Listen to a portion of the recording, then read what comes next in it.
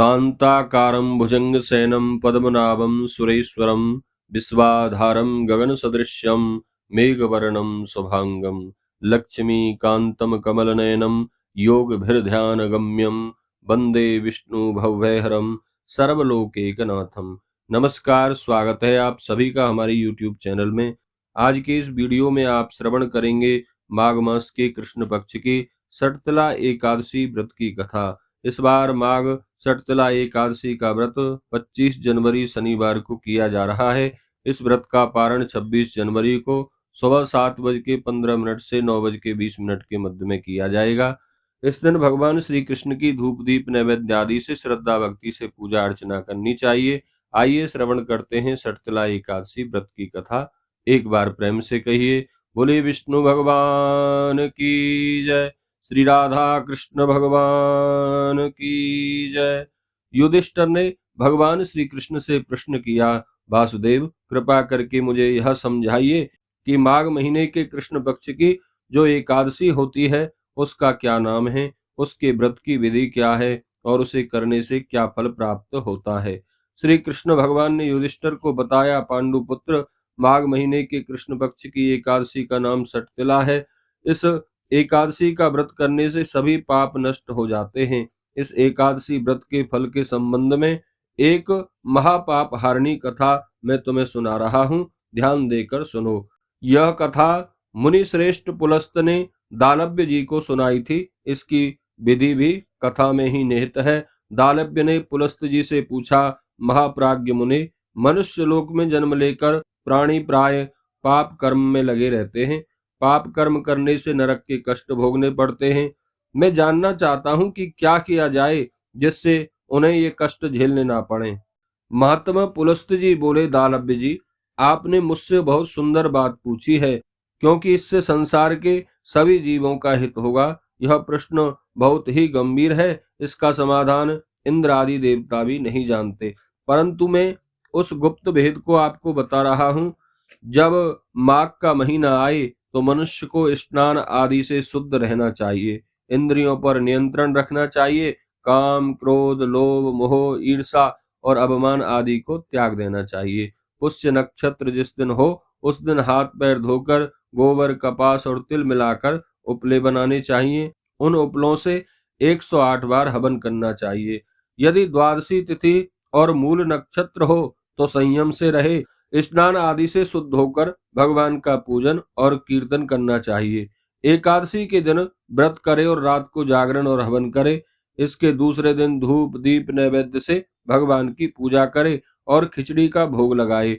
उस दिन कृष्ण भगवान का पूजन करना चाहिए। उन्हें पेठा नारियल सीताफल और सुपारी अर्पित कर अर्घ देना चाहिए। फिर उनकी स्तुति इस प्रकार करें, हे सच्चिदानंद स्वरूप श्री कृष्ण, आप बड़े दयालु हैं, हमें कोई सहारा देने वाला नहीं है, कृपया हमें सहारा दीजिए। हे पुरुषोत्तम, हम संसार सागर में डूबे जा रहे हैं, प्रसन्न होकर हमारा उद्धार कीजिए।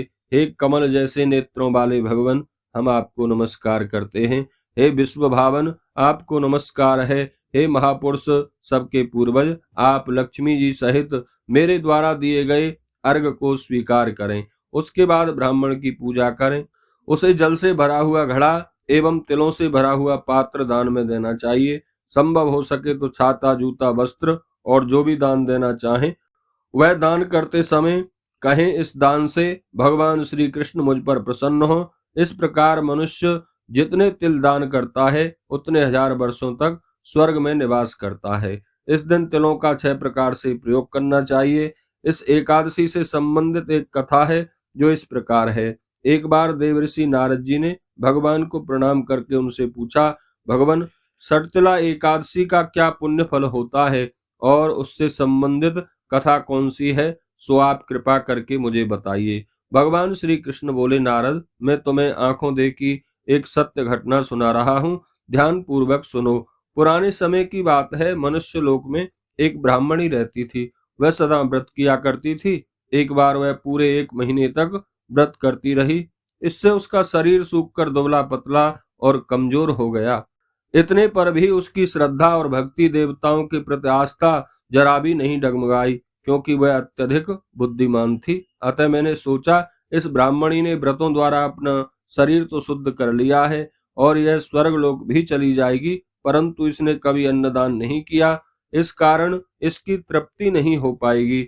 यह सोचकर मैं मनुष्य लोक में गया और उस ब्राह्मणी के द्वार पर पहुंच गया। मुझे देखकर वह बोली, महाराज पधारने का कारण बताइए, मैं आपकी क्या सेवा करूं? मैंने कहा, मैं आपसे भिक्षा मांगने आया हूं। ब्राह्मणी ने मुझे मिट्टी का पिंड दे दिया, मैं उसे लेकर स्वर्ग को लौट आया। कुछ समय बाद ब्राह्मणी भी अपना शरीर त्याग कर स्वर्ग आ गई। मिट्टी के पिंड के प्रभाव से उसे वहां एक घर मिला। घर में आम का एक वृक्ष था। इस आम के वृक्ष के सिवा उस घर में अन्य कोई वस्तु नहीं थी। ब्राह्मणी घबराकर मेरे पास आई। उसने मुझसे कहा, भगवान, मैंने अनेक प्रकार के व्रत आदि करके आपकी पूजा की है, फिर भी मेरे घर में कोई वस्तु नहीं है, ऐसा क्यों?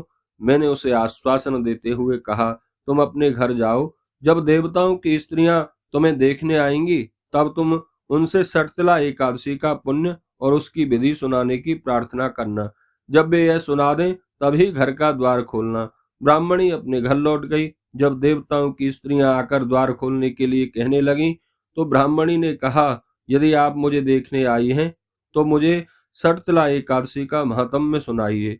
उन स्त्रियों में से एक ने सटतिला एकादशी का महात्म्य सुना दिया तो उसने द्वार खोल दिया। देवताओं की स्त्रियों ने देखा, यह अन्य स्त्रियों से कुछ अलग तरह की लगती है। देवताओं की स्त्रियों के कहने के अनुसार ब्राह्मणी ने सटतिला एकादशी का व्रत किया और उसके प्रभाव से उसका घर धन धान्य से भर गया। जो कोई श्रद्धा भक्ति से सटतिला एकादशी का व्रत करता है उसके सभी पाप ताप नष्ट हो जाते हैं। बोलिए विष्णु भगवान की जय। श्री कृष्ण चंद्र भगवान की जय।